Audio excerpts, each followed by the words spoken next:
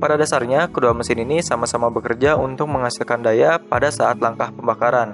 Lalu daya yang dihasilkan tersebut disalurkan ke transmisi hingga ke roda, dan sisa dayanya disimpan di komponen-komponen yang berfungsi sebagai flywheels untuk meneruskan langkah-langkah berikutnya.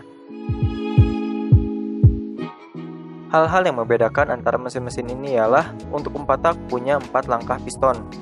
Pada mesin 4 tak memerlukan 4 langkah piston untuk menyelesaikan satu siklus pembakarannya. Di mana pada mesin 4 tak setelah daya dihasilkan, daya yang tersimpan pada flywheels digunakan kembali untuk menggerakkan piston sebagai langkah buang, hisap, dan kompresi. Ditambah lagi komponen yang lebih kompleks membuat kebutuhan daya yang lebih besar untuk menggerakkan komponen-komponen mulai dari krek as hingga ke bagian valve atau katup mesin. Sedangkan pada mesin 2 tak, komponen katup tidak diperlukan yang membuat tenaga yang dihasilkan dan disalurkan ke roda lebih murni tanpa adanya beban dari komponen tambahan. Karena pada mesin 2 tak, mesin hanya perlu 2 langkah mulai dari hisap hingga menghasilkan daya. Selain itu, komponen yang lebih sedikit dan konstruksi yang sederhana membuat mesin ini lebih ringan, mudah untuk diproduksi dibandingkan mesin 4 tak.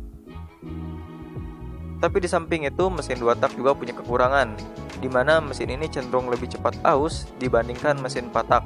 Hal ini disebabkan sistem pelumasan yang menyatu dengan bensin yang disemburkan dalam bentuk kabut dari karburator, membuat pelumas tidak bisa menyebar sempurna ke dalam saluran mesin.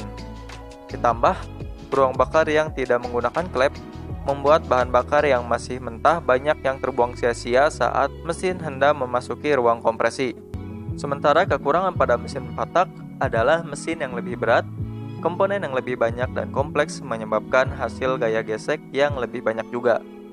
Hal tersebut membuat mesin 4 tak lebih tinggi biaya pembuatannya.